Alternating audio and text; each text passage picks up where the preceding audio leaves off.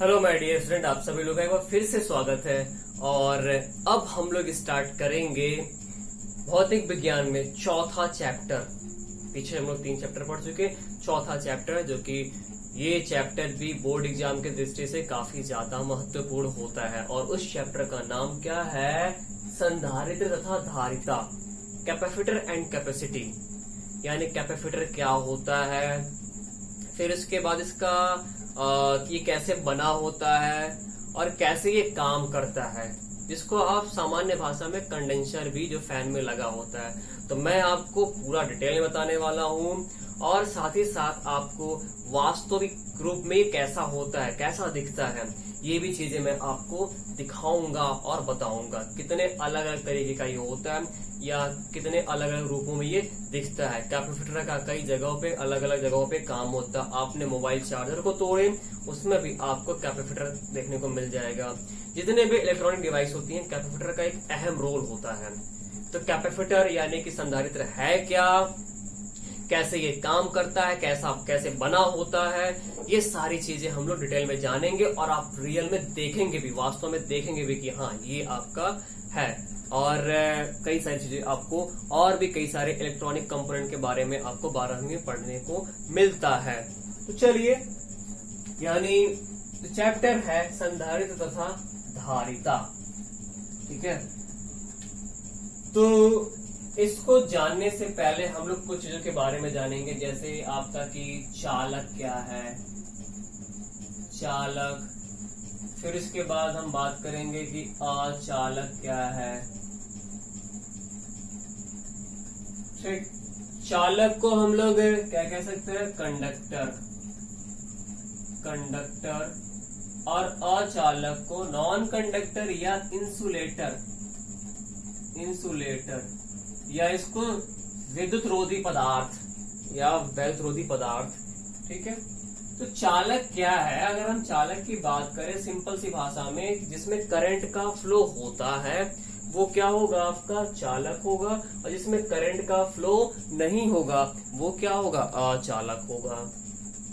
ठीक है, या चालक को आप ऐसे भी कह सकते हो जिसमें आवेश प्रवाहित होता है, आवेश चलने लगते हैं। आवेश चले, एक सिरे से दूसरे सिरे तक चल करके चलेंगे, आवेश चलेंगे तो करंट फ्लो करेगा, तो वो चालक होगा। और अचालक में क्या? इसमें आवेश का फ्लो नहीं होता है, आवेश प्रवाहित नहीं होते हैं, या मैंने सामान्य सी भाषा में बोला कि इसमें धारा प्रवाहित नहीं होती है, उसको हम क्या बोलते हैं? अचालक। चालक के एग्जाम्पल बात करें तो धातु, जितने भी सारे धातु है, जैसे लोहा, सोना, तांबा, चांदी।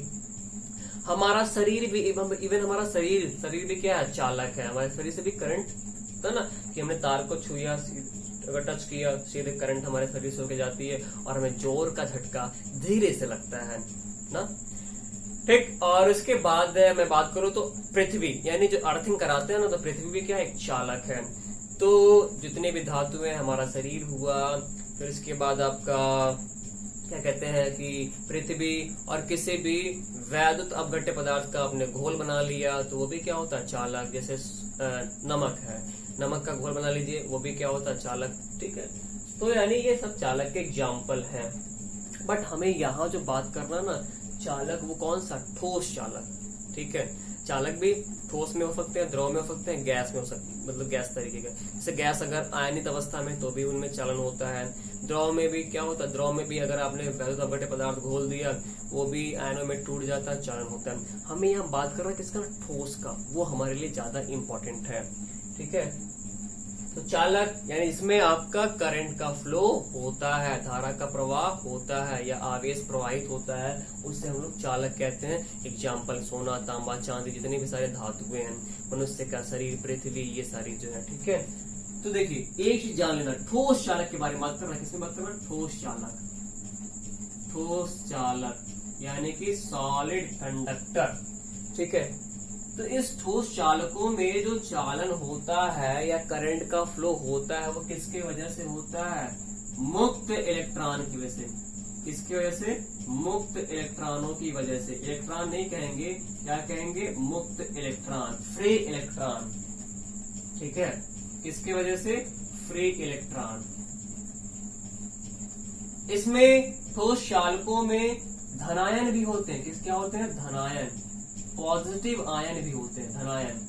लेकिन इसके वजह से करंट फ्लो नहीं करता, यानी ये नहीं, ये अपने एक जगह पड़े रहेंगे। चलेगा कौन? मुक्त इलेक्ट्रॉन चलेगा। करंट फ्लो इसकी वजह से होता है, धनायन की वजह से, यानी पॉजिटिव आयन की वजह से नहीं।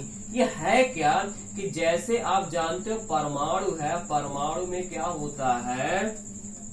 परमाणु के अंदर नाभिक, नाभिक में कौन? प्रोटॉन, न्यूट्रॉन, न्यूट्रॉन पर कोई आवेश नहीं, प्रोटॉन पर आपका प्लस आवेश, इसकी वजह से नाभिक पे कौन सा? प्लस आवेश। और इलेक्ट्रॉन इस नाभिक के चारों ओर अलग अलग कक्षाओं में क्या करते हैं? चक्कर लगा रहे होते हैं। ये सिंपल सा मैंने बना दिया। आप ये जानते हो इसका इलेक्ट्रॉनिक कन्फिग्रेशन होता है, पहले में 2, फिर 8, 18, वो हमें नहीं, हमें सिंपल सा मतलब समझना है, ठीक है। तो इलेक्ट्रॉन पे माइनस आवेश होते हैं। जो पास वाला इलेक्ट्रॉन है वो ज्यादा प्लस माइनस में आकर्षण होता है, ज्यादा बल से खींचा रहेगा, इसमें कम बल हो जाएगा, इसमें कम बल हो जाएगा। और जो नाभिक से दूर कक्षा में इलेक्ट्रॉन चक्कर लगाता है उस पर इस आकर्षण बल का मान क्या होता है? बहुत कम होता है। किसी किसी में इतना कम होता है कि बेचारा भी क्या करेगा? हाई तो पकड़े खींचा हुआ है, लेकिन इससे बल का मान कम होने के नाते ये क्या करेगा? इस कक्षा को छोड़ देता है, यानी इस परमाणु से बाहर निकल जाता है। बाहर निकल जाएगा तो अब ये इलेक्ट्रॉन क्या कहलाएगा? फ्री इलेक्ट्रॉन, यानी कि मुक्त इलेक्ट्रॉन। क्या कहलाएगा? मुक्त इलेक्ट्रॉन कहलाएगा। और अगर एक ठो निकला तो इस परमाणु पे क्या होगा? प्लस चार्ज आ जाएगा। इलेक्ट्रॉन निकलेगा, नेगेटिव निकलेगा तो यानी प्लस उस पर आ जाएगा, ठीक है। तो यानी इस परमाणु को, अब ये परमाणु क्या कहलाता है? अब वो परमाणु क्या कहलाएगा? धनायन। क्या कहलाएगा? धन आयन। जैसे Na+ अगर है, सोडियम 11 है तो 2,8,1 होता है, अपना 8 पूरा करने के लिए निकाल देता है ना जी, उसको क्या पढ़ते हो आप? Sodium ion. एक सिंपल सा बात मैंने समझाया आपको, ठीक है। तो यानी जो इलेक्ट्रॉन क्या करते हैं? अपने परमाणु से बाहर निकल आते हैं। क्यों निकलते हैं? क्योंकि वो नाभिक से दूर है, दूर होने के नाते बल का मान कम होता है, तो फिर क्या करेंगे? जैसे आप लोग हैं, अभी मम्मी पापा के पास रह के पढ़ते हो तो आप बड़े बाउंडेड होते हो, कोई भी चीज करने से पहले 10 बार सोचते हो। लेकिन अगर मम्मी पापा से दूर रह करके, अगर दोस्त ने बोला अरे चलो आज, अगर मम्मी पापा के पास हो तो फिर आप दोस्त ने बोला कि चलो घूमने चलते हैं या फिर यहाँ चलते हैं, तो फिर कहोगे नहीं, मम्मी पापा मारेंगे, क्योंकि आप ज्यादा बल महसूस करते हो। और अगर वो थोड़ा दूर रह रहे हो, ठीक है, मम्मी पापा से दूर रह के पढ़ रहे हो, तब तो कोई आपको नहीं, सीधे एक बार बोला और निकल दिया जो है, ठीक है, क्योंकि आप उस समय बल कम महसूस करते हो जो है, ठीक है। तो भैया ये आपका मुक्त इलेक्ट्रॉन था, परमाणु से बाहर निकल गया तो मुक्त इलेक्ट्रॉन, और परमाणु पे प्लस चार्ज आ जाएगा, ठीक है, क्योंकि 5 ठो प्रोटॉन रहेंगे तो 5 इलेक्ट्रॉन रहेंगे। अब एक इलेक्ट्रॉन निकल गया तो 4 से पहले क्या था? 5 प्रोटॉन 5 इलेक्ट्रॉन, 5 प्लस 5 माइनस, तो यानी वैल्यू क्या? 0। लेकिन अगर एक इलेक्ट्रॉन निकल गया तो कितना? प्रोटॉन तो नहीं निकलेगा, अंदर रहता है, ठीक है। 4 इलेक्ट्रॉन बचे ना, एक निकल गया तो 4 बचे, तो 5 प्लस 4 माइनस, तो क्या होगा भैया बताओ ना? 4 तो कैंसिल होगा, एक तो क्या होगा? ये मतलब ये क्या होगा? बचा रह गया ना, ठीक है। तो यानी कौन सा? प्लस। इसीलिए अगर किसी से इलेक्ट्रॉन निकलता है तो उसपे कौन सा? प्लस आ जाता है, यानी धनायन, ठीक है। तो चलो भैया, यानी और ये इलेक्ट्रॉन उस पदार्थ के अंदर ही ना रैंडमली, यानी अनियमित रूप से इधर उधर गति करता रहता है, ठीक है। तो मैंने अभी क्या बोला? चालक क्या है? इसमें आवेश का प्रवाह होता है या करंट का फ्लो होता है, चालक कहलाएगा। हमें बात करना ठोस चालक के बारे में। ठोस चालक में यानी जो चालन होता है या जो आवेश वाहक होते हैं, चार्ज कैरियर होते हैं, या सिंपल सी भाषा में करंट जो फ्लो होता है, किसकी वजह से, या चालन किसकी वजह से होता है? मुक्त इलेक्ट्रॉन की वजह से, धनायन की वजह से नहीं। धनायन अपनी जगह पे पड़ा रहता है। बात कर लेना अगर हम अचालक की, अचालक या इंसुलेटर की, तो इसमें करंट फ्लो नहीं करती है या फिर इसमें आवेशों का प्रवाह नहीं होता है। तो जितने भी अधातु हैं, अधातु में क्या है? अचालक है। सोडियम को अगर छोड़ दिया जाए, सोडियम नहीं सॉरी, वो क्या कहते हैं, ग्रेफाइट को छोड़ दिया जाए तो अचालक। अचालक में बहुत सारे एग्जाम्पल है, प्लास्टिक हुआ, रबर हुआ, कागज हुआ, मोम हुआ, तो ये सारे क्या है आपका, ये जितने भी मैंने एग्जाम्पल, ये सारे क्या? अचालक। प्लास्टिक में करंट फ्लो करता है क्या? नहीं। आप देखो ना, रबर के दस्ताने पहन लेते हो या प्लास्टिक का करंट वाली लाइन को छूते हो तो आपको कुछ नहीं होता है। इलेक्ट्रीशियन होते हैं ना, कवर रबर का दस्ताना पहन लिया तो रबर हुआ, प्लास्टिक हुआ, कांच हुआ, और रबर, प्लास्टिक, कांच, इसके अलावा क्या बताइए आप? रबर, प्लास्टिक, कांच, कागज, मोम, डिजिटल वाटर, ये सारे जो है, ठीक है। तो ये अचालक हो गए जिसमें करंट का फ्लो नहीं होता है। एक इसके बीच में, इनके बीच में एक आता है अर्धचालक। कौन आता है? अर्धचालक। अर्धचालक इसको बोलते हैं ना सेमी कंडक्टर। क्या बोलते हैं? Semi conductor. ये बड़ा ही पावरफुल है और इसका एक अलग ही चैप्टर डिफाइन, मतलब एक निश्चित है, निर्धारित है। हम लोग पढ़ेंगे लास्ट में अर्धचालक युक्तियां, ठीक है। ये बहुत ही जबरदस्त चीजें हैं, ठीक है। तो अभी सिंपल सी भाषा में बता दें कि ये एक ऐसा, जैसे एग्जाम्पल सिलिकॉन होता है या जर्मेनियम, ऐसा मटेरियल, ऐसा पदार्थ है जो चालक की भी तरह व्यवहार करेगा और फिर अचालक की तरह भी व्यवहार करता है। तो आज थोड़ा अब लिखने वाले कुछ चीजें नहीं है, इस चैप्टर का आज इंट्रोडक्शन चल रहा है, ठीक है। तो आप केवल समझते रहिए, बाकी हम लोग कल वाले क्लास से लिखेंगे, समझेंगे, करेंगे आगे जो है, ठीक है। तो ये आपका चालक और अचालक के बारे में रहा।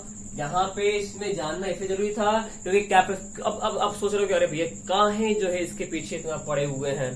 तो भैया कैपेसिटर को बनाने के लिए इसकी भी जरूरत पड़ती है और फिर इसकी भी जरूरत पड़ती है। इसी इंसुलेटर मटेरियल, मतलब अचालक को या कुचालक पदार्थ को हम लोग क्या बोलते हैं? परावैद्युत पदार्थ भी कहते हैं, डाइलेक्ट्रिक सब्सटेंस भी बोलते हैं, ठीक है। परावैद्युत पदार्थ जो कि यूज होता है कैपेसिटर को बनाने में, यही क्या करता है? उसकी कैपेसिटी बढ़ा देता है। कैपेसिटी क्या करता है? बढ़ा देता है। जैसे आपको पेट की कैपेसिटी क्या होती है कि आप चूरन पानी ले लिया या नींबू पानी ले लिया तो बढ़ जाती है ना, ठीक है। ऐसे ये क्या करेगा? उसकी कैपेसिटी बढ़ा देगा, ठीक है। तो अभी वो चीजें आपको समझ में आएगी कैपेसिटी होती क्या है, ठीक है। तो चलिए भाई देखते हैं। तो उम्मीद करते हैं आपको चीजें क्लियर हो रही होंगी। हाँ, आप लोग के लिए मेहनत करी जाती है, ये रात में जग के वीडियो बनाई जाती है, तो कम से कम आप भी मेहनत करें, ठीक है।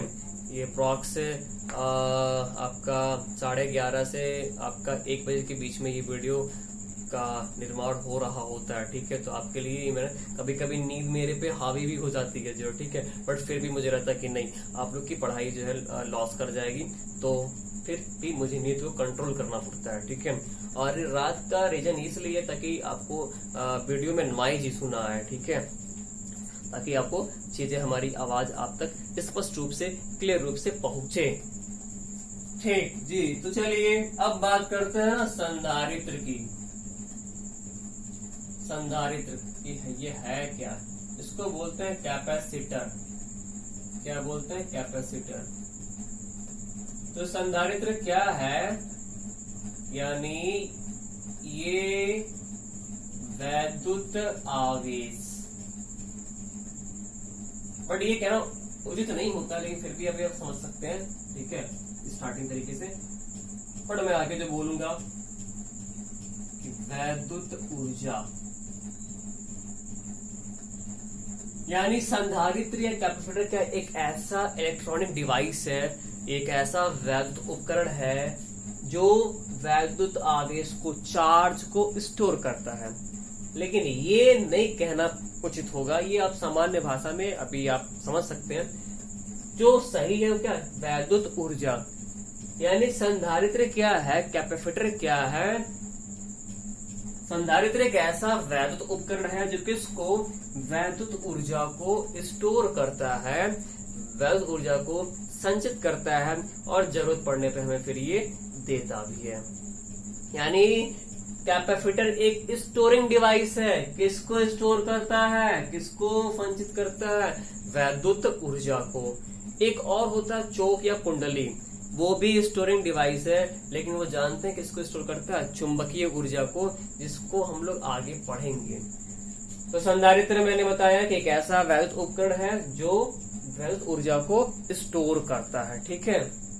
और उसके बाद आपका आ जाता है, और हाँ, संधारित्र अभी बाकी अगर हम लोग सिंबल में कैसे बनता है अभी मैं चीजें बताऊंगा, रियल में कैसा होगा मैं आपको आगे अगले वाले क्लास में दिखाऊंगा जो है, ठीक है।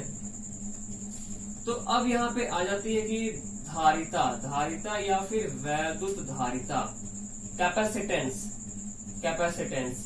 तो किसी भी संधारित्र द्वारा, अभी मैंने बोला संधारित्र आपका मरकरी में भी लगा होता है, सेल जैसा आपने देखा चौक के बगल में, जिसको आप स्टार्टर भी कहते हो, उसमें लगा होता है। और फिर आपके चार्जर में भी लगा होता है।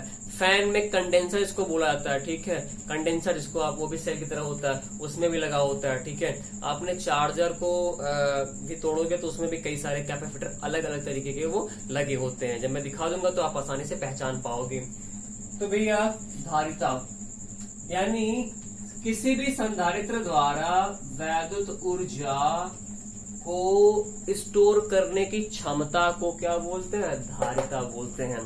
जैसे इसको इंग्लिश में बोलते हैं कैपेसिटी, कि आपकी कैपेसिटी कितनी है, क्या रोटी खा सकते हैं, या इस बर्तन की कैपेसिटी क्या है, यानी धारण क्षमता, कि जैसे इस बर्तन की कैपेसिटी 2 लीटर है, यानी 2 लीटर पानी इसमें आ सकता है।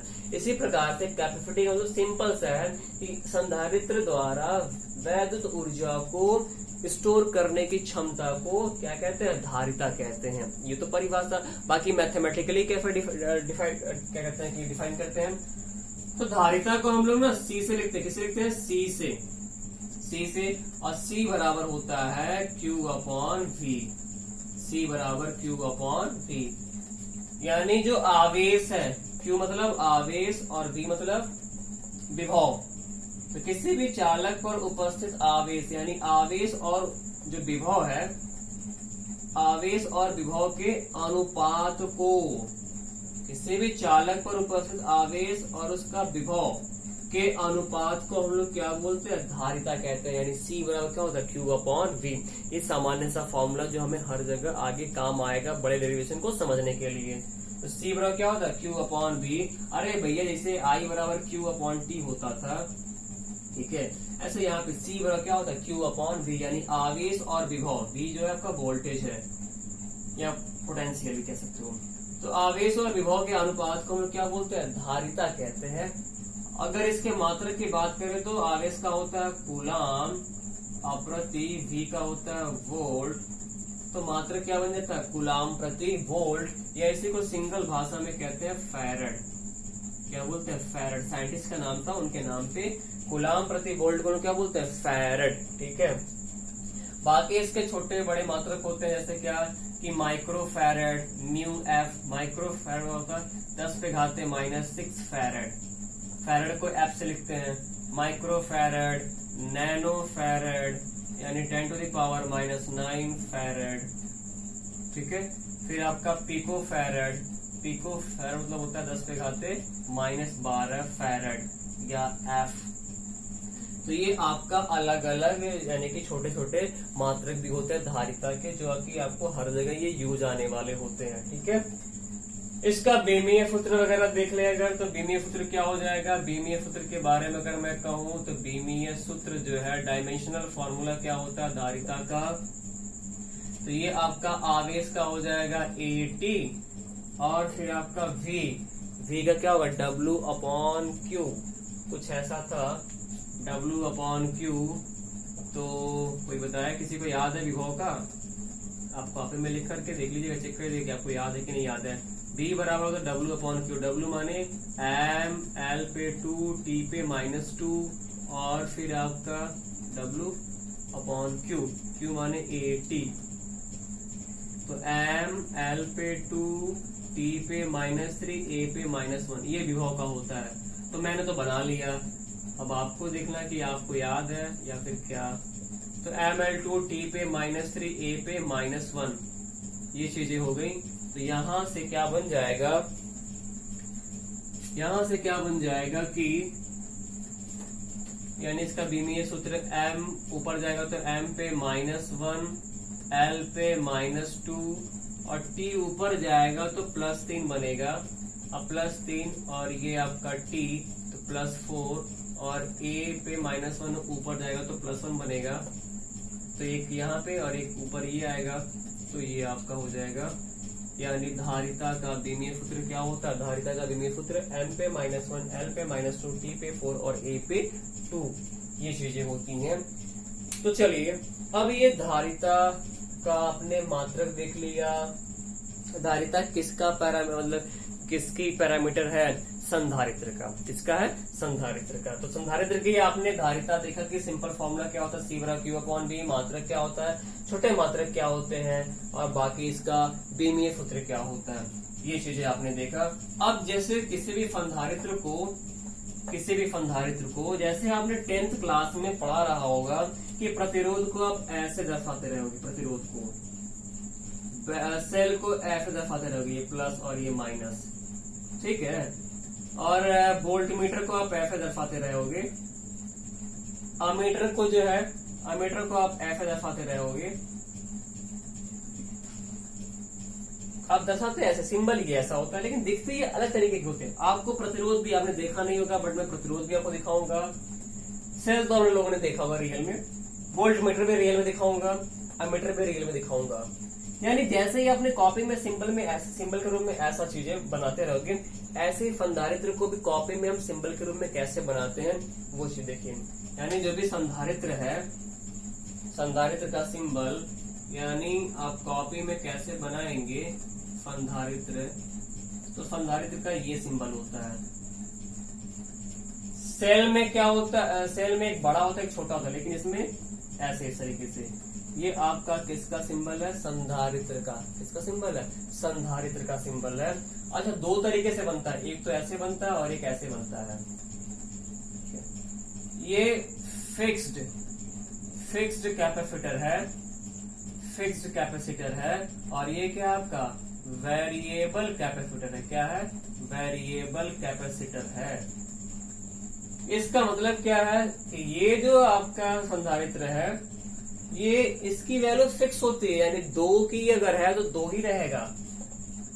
लेकिन ये जो कैपेसिटर है वेरिएबल कैपेसिटर, यानी इसमें क्या है कि आप इसको बदल सकते हो। यानी 2 का है चाहे 5 का है, तो इसकी वैल्यू कहां से कहां जाएगी? आपका 0 से बढ़ना स्टार्ट होगा, 0 से लेकर के फिर 1 2 3 4 5, यानी कि इसके मान को आप बदल सकते हो, लेकिन इसके मान को बदल नहीं सकते हो। इसका मान क्या होता है? फिक्स होता है। और इसका मान आप जैसे 5 वैल्यू का है तो आप 4 पे सेट कर सकते हो, 3 भी फिट कर सकते हो, 2 भी फिट कर सकते हो। रेडियो में जो आप घुमाते रहोगे घुंडी, वो यही कौन सा कैपेसिटर? यही लगा होता था, ठीक है, यही लगा होता था।